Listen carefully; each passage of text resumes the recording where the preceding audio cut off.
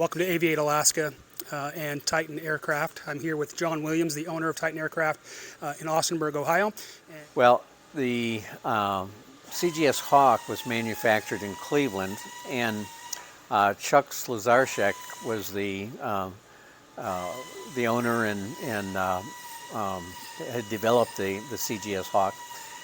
So I kind of got interested in it at that point. So I started talking to Chuck then about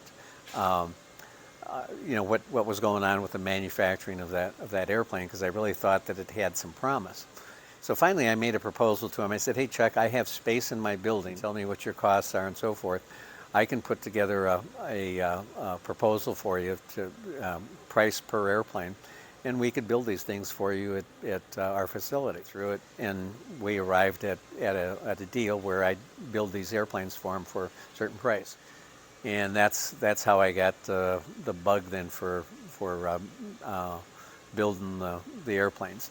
And again, after finishing let's say after helping CGS get back on their feet in manufacturing, I wanted to do our own airplanes. So that's when we got involved with the Tornado.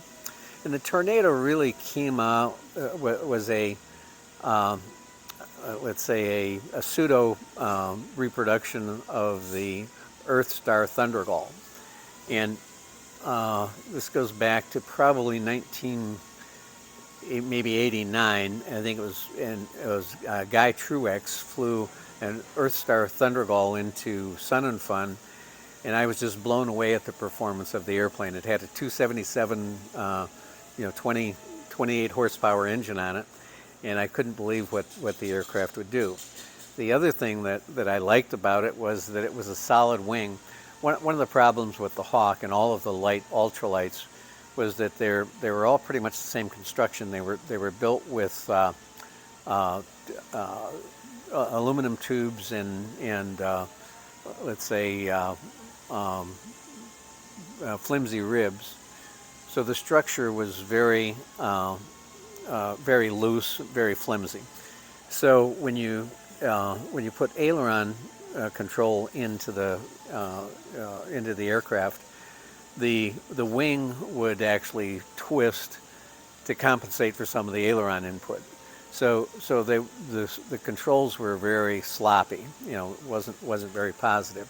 The Hawk was probably one of the more positive of the airplanes, because it was light but some of them were actually scary when you'd fly them, because you'd put control input in and nothing would happen, and it would just take time for it to happen. So and I just remember a few times being startled, thinking, well, what's broke? It's not responding. But the thing that I really liked about the stiffer construction is you get very positive feel and positive control. So I was impressed with the Thundergull. At that point, I really wasn't looking at copying the Thundergull or anything, but one of our customers, it was Champ from Champ's. He was out of Georgia. Anyway, Champ went out and ended up buying a Thundergull, and he was real impressed with it. But they only could build like one per year, and so I guess I looked at it. There were things about the Thundergull that I didn't like, and of course things that I did like, and so I have to say that from that, I decided to pirate some of the ideas from the Thundergull and develop my own airplane, but using a lot of their let's say a lot of their ideas in the development. So anyway, we went ahead and built a prototype. I loved the way it flew, and we started selling them. Oh, I guess the other thing that I want to bring up here is that it was designed really around the new proposed ultralight rules at the time. And this gets back to the Mosaic proposal right now. At the time, there were FAA representatives that were promoting the idea that the FAA was going to increase the weight limits on on the ultralight from the 154 pounds to 230 pounds. And that's what I designed the Tornado around, was that 230 pound weight. Well, it was probably about the time we got the airplane finished and flying that, you know, I started wondering if this was ever going to happen, because it probably took a year or so to actually produce the first airplane, and the rule still wasn't in place. And probably by the second year, when we had several of these airplanes out, and we were selling them basically as ultralights, but the rule wasn't really there yet. So at that point, I decided, well, I don't think this is ever going to happen, so I just started selling them as experimentals. Looked like an ultralight, everyone called it an ultralight, but it really isn't an ultralight. So as years went by, we sold a lot of airplanes in those first few years. The first airplane that we introduced was just the single place, but really it has a jump seat in it, so people were still able to take smaller people for rides in it. And then we made the two place, which actually had dual controls. And then probably the biggest boom was when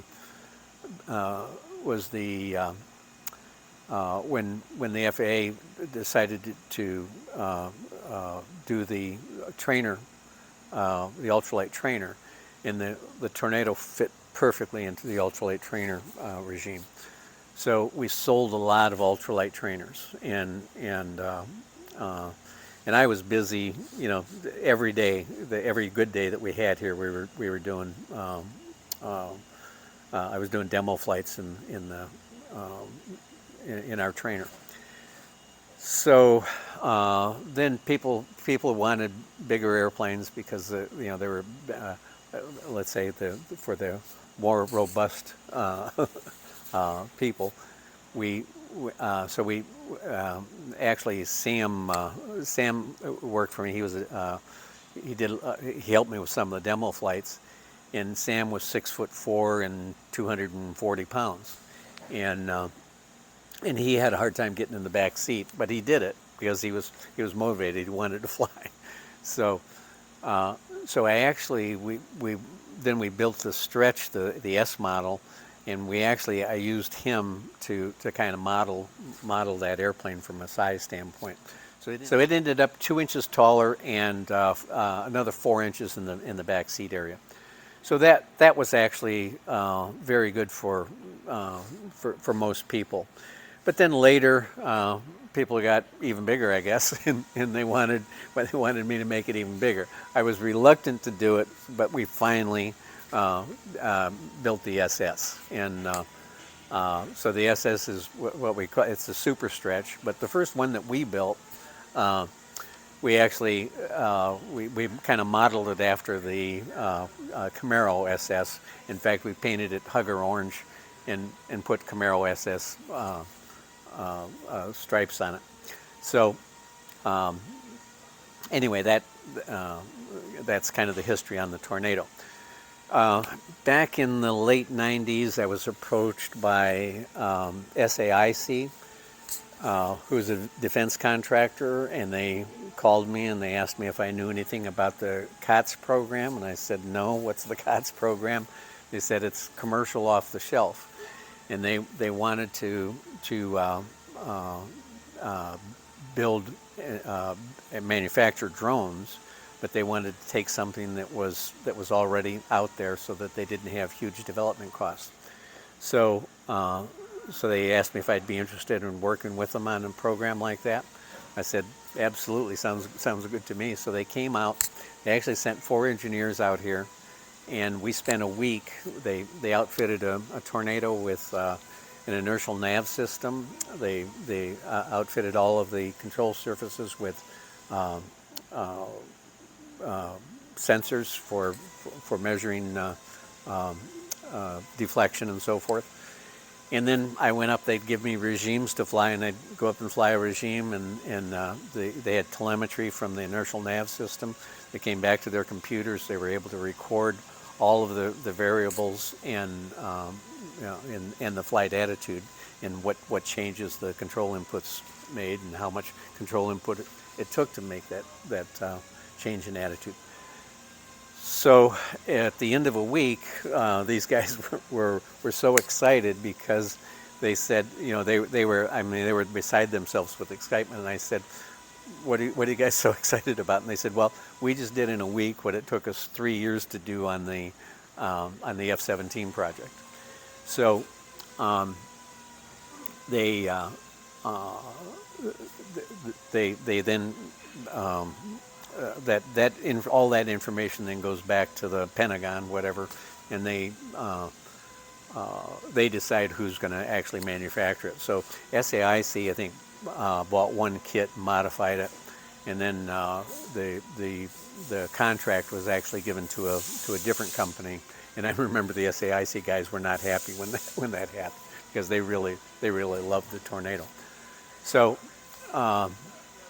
anyway, so we've sold over the years, several UAVs to different defense departments, and they're deployed in the Middle East. And how many of them got left in Afghanistan when Biden decided to pull out? But the anyway, that's been a nice side business for us with the defense contractors, and they're when we sell to them, we really don't know where they're going.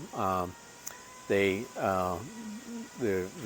contractor always just refers to them as their customers. So, and exactly what they're doing. I know that they did a lot of surveillance. I think it was primarily surveillance, and I think they also had some kind of ground penetrating radar where they could actually look for IEDs. So there was, and at one point they came back to me and they wanted us to make the airplane quieter, so we built a quieter exhaust system, and because they could tell that they could watch the Taliban on the ground looking for them in the desert, because it's real quiet and they might be flying at 15,000 feet, but the airplane's small enough that at 15,000 feet they were having a hard time seeing it, but they could hear it. And so we actually made it quieter, and in the process of making it quieter, actually we actually increased the thrust. They were concerned about losing thrust when we made it quieter, but we actually were able to increase the thrust by doing some special things with the exhaust system.